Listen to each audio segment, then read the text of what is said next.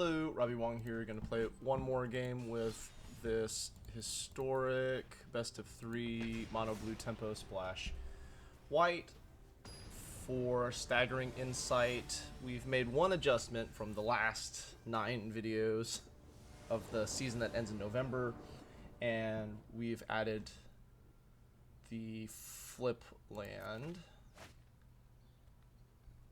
Yeah, let's do it. This is the nuts. Both colors, Dork, Curious Effect, Protection, and Sphinx of Foresight.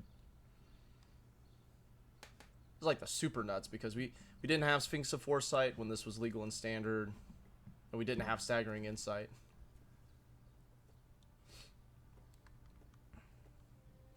So one thing that I like is you're stuck playing your Dork on turn 1 because you want to attack on turn 2. So if the opponent has Deadweight or Shock or get rid of the land, keep everything else, then you couldn't protect it on turn 1. But Ornithopter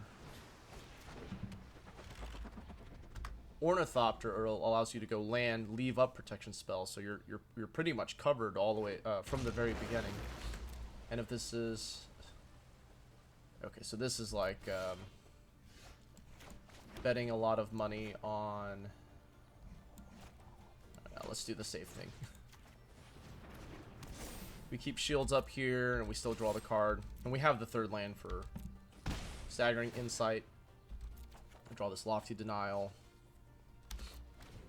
This is a this is our nut draw, so it's really difficult to interact with or even do anything. Smells like elementals.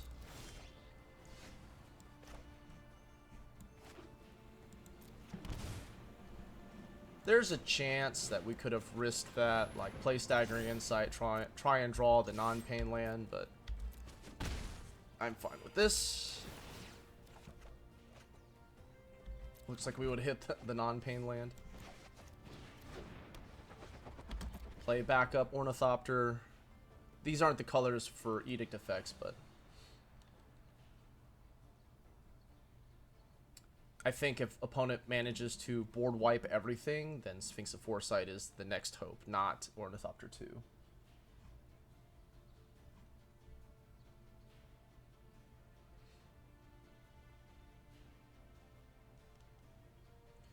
Opponent debating what to do. Alright.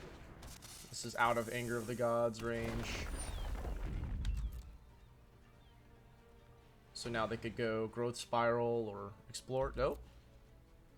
Just that much. Alright. So yeah, this is Omanth. Omanth and friends.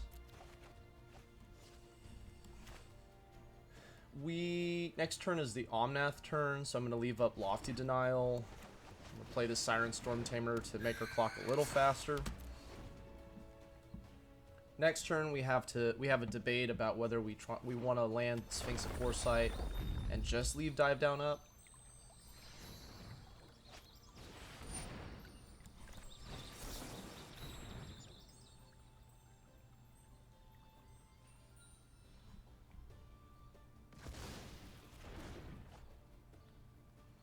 This would be the 4th time this season that we've played against Omanth, and they're largely uninteractive, so let's make this a 3/5. So as long as we continue to draw counters for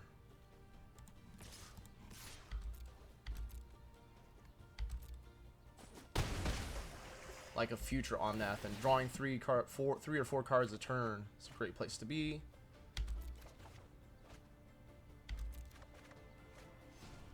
Okay, let's go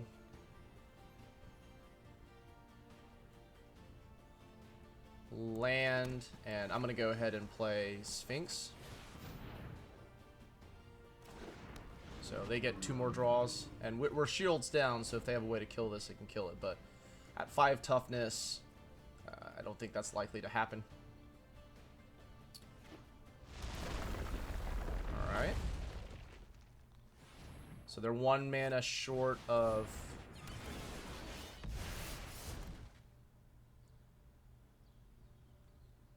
Ultimatum, but now they can gain life with this Fabled Passage Crack, and then they can play an Explorer. Okay, never mind. We do not need any more lands. That's great. So 4, 5, 6, 7, 8, 9, 10.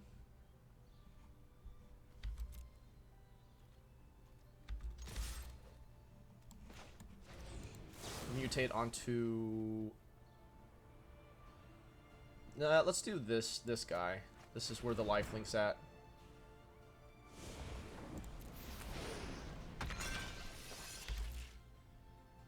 I think if I didn't have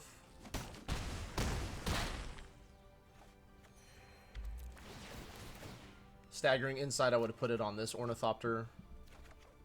Counterspell, please. Counterspell, please. Alright, well, that's kind of a counterspell.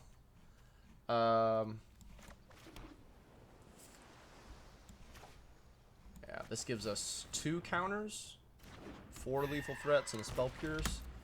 1, 2, 3, 4, 5, 6. Okay.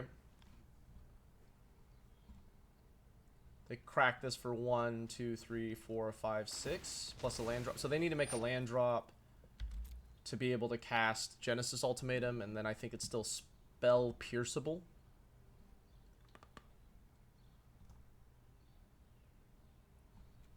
You run into trouble if they add white mana here and they play a sweeper.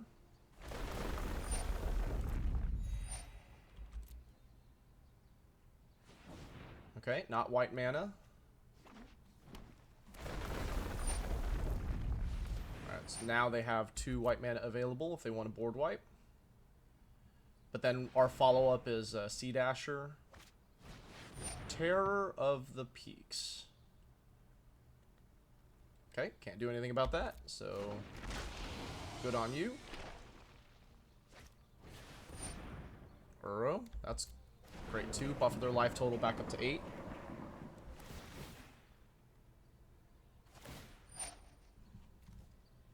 This is to that power. Okay, that's definitely worth one Stormtamer is worth that. So we'll sack Stormtamer, save the bigger Sea-Dasher Octopus. They could... No, they can't escape it back.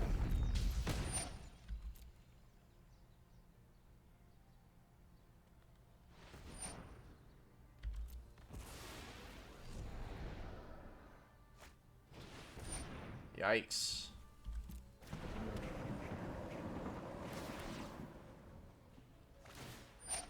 Maybe I should have dived down from the beginning.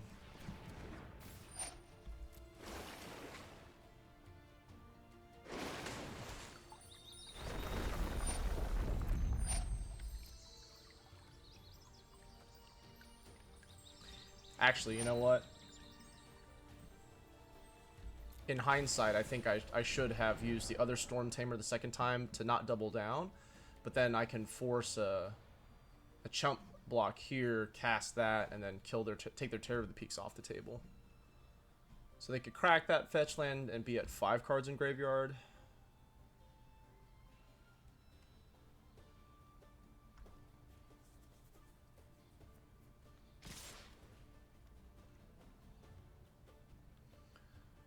No blocks.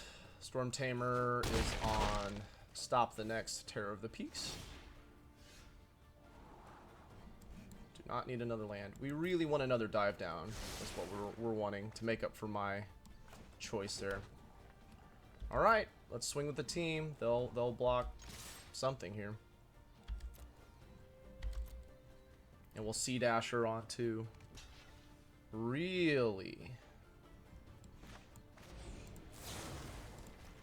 7, 9? Not quite enough to kill them, but we're gonna draw a ton of cards.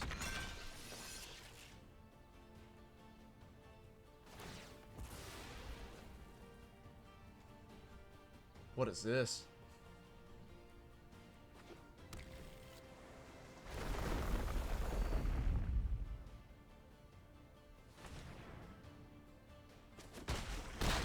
just funsies. Okay. Draw me 5 cards. Okay, Curious Obsession is good. Lands are bad. Sea-Dasher is okay. Sphinx is good. We already played a land.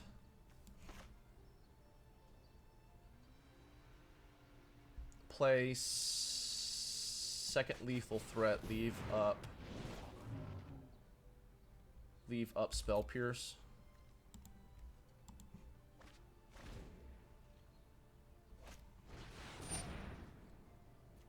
Oh, perfect. Woo! Just enough. Land of Shame? No Land of Shame. Okay. Well, we were not punished by that decision. They wouldn't have blocked that way anyways. Terror of the Peaks. That's frightening. Okay, so let's get Essence Capture, because that stops everything except for Genesis Ultimatum. Aether Gust is good for getting rid of those guys. Terror of the Peaks. This was originally Spell Pierce 3 and 4. This is a switch for this set. We'll bow that out and dive down. There's not a whole lot of interaction. Terror of the Peaks is there, but I'm hoping to shut them down before that gets to that point.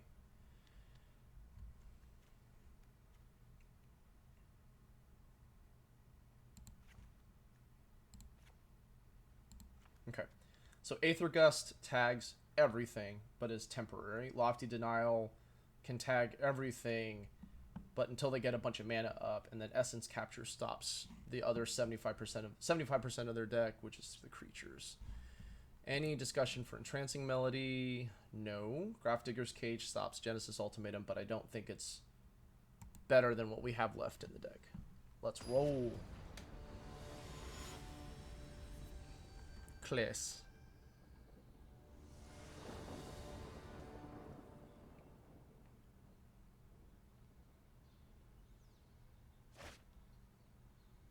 Yeah. Lands, Curious, Dork, Disruption.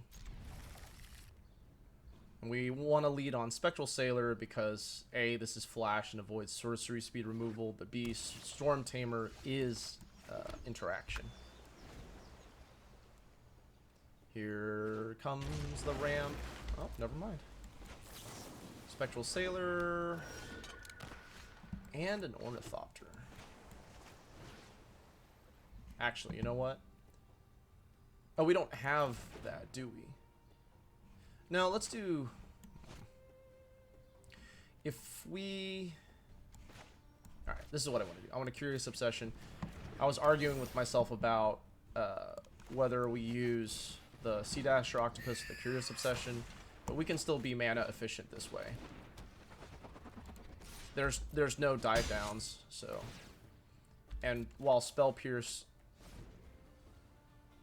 No, we boarded Spell Pierce out. So everything, all of our disruption is 2 mana. Okay. Next is the Omanth turn.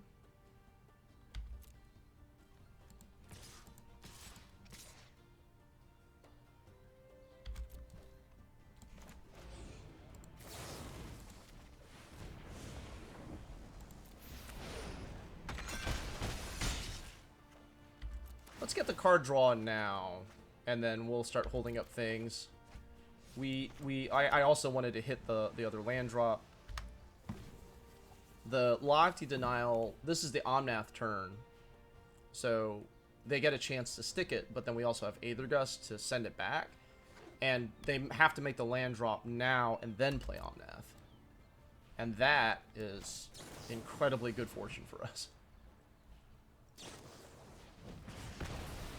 Aw, sad face.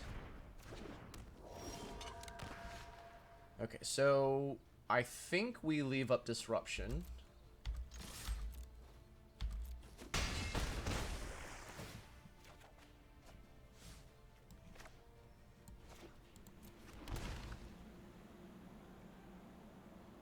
Yeah, we can Sea-Dasher if they don't give us 2 targets. That's what I want to do. Escape to the Wilds. Let's Aether Gust this. Because if they want to put it back on top of their deck, then they're toast. Yeah. So now we can be incredibly mana efficient. Make this a 2/2 swing for 5. They're dead in 2, so if they want to recast that, that's fine. But it's gonna come at a steep cost for them.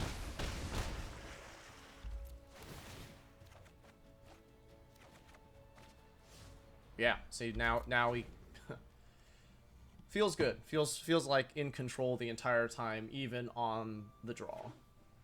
So they'll play something, right? Yeah, and then we get to Essence Capture it. Yeah, you get bigger. Doesn't matter. And then we Lofty Denial if there's any 1-mana plays. So far, we've played 4 Omanth matchups with this iteration of blue-white, and all 4 times has either felt in control the entire time or a fun competitive game. So I'm Robbie Wong. Make sure to like, share, and subscribe, and we will catch you on the next one.